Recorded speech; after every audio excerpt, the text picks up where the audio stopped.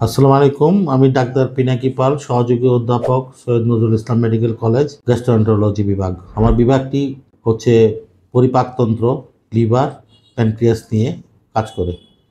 আজকে আপনাদের সঙ্গে আমি যে কথাটি বলতে যাচ্ছি সেটা হচ্ছে রোগীদের উপর পেটের সমস্যা সম্পর্কে। আমরা পেটটাকে তিন ভাগে ভাগ করি।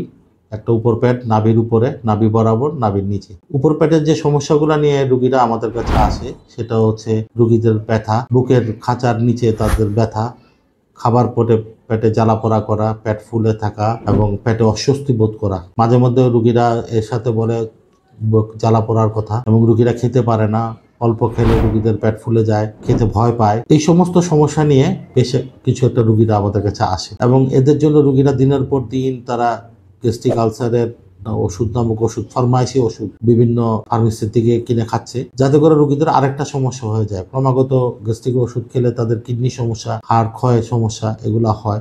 অনেক সময় ওষুধ নিজেও কাজ করে না। তো আমাদের এখানে আসলে আমরা যেটা করি সেটা হচ্ছে রোগীর বিভিন্ন ইতিহাস নিয়ে আমরা রোগীকে পরীক্ষা করে দেখি যে তার পেটে কি হয়। অনেক সময় রোগীর পেটে বিভিন্ন রকম বা পাকস্থলীতে, পেটে বলতে আমি যেটা পাকস্থলী অথবা আমরা ডাক্তারি ভাষায় বলি গ্যাস্ট্রিক, আপনার রোগকে বলেন গ্যাস্ট্রিক, সেই পাকস্থলীর ভিতরে বিভিন্ন রকমের আলসার অথবা সামান্য ঘা, কখনো ক্যান্সার, এগুলো মানে আলসার রূপে আসে, কিন্তু রোগী বুঝে না। ক্রমাগত রোগীর খেতে না পারা, রোগীর দুর্বল হয়ে যাওয়া, কিন্তু আমরা পরীক্ষা করে দেখা যায় যে রোগীর পেটে ক্যান্সার হয়ে গেছে। অনেক সময় রোগীর পেটে ক্যান্সারের আগ মুহূর্তে যে সমস্যা সেটাও চলে আসে, সেটা থেকে রোগীকে মুক্তি দেওয়া সম্ভব দ্রুত পরীক্ষার পরে ওইটাকে সামান্য একটা এন্ডোস্কোপি প্রসিডিউরের মাধ্যমে অপারেশন করে। আমার কথা হচ্ছে পেটের এই সমস্যাগুলা সাধারণত বিভিন্ন ব্যথার ওষুধ, পান জর্দা এগুলা খেয়ে আপনাদের হয়। আপনারা আমাদের কাছে আসবেন, প্রথাগতভাবে ফরমাইশি ওষুধ খেয়ে দিনের পর দিন রোগটাকে দমন করে আসল কি হয়েছে সেটা না জেনে নিজেকে চিকিৎসা করবেন না। ধন্যবাদ।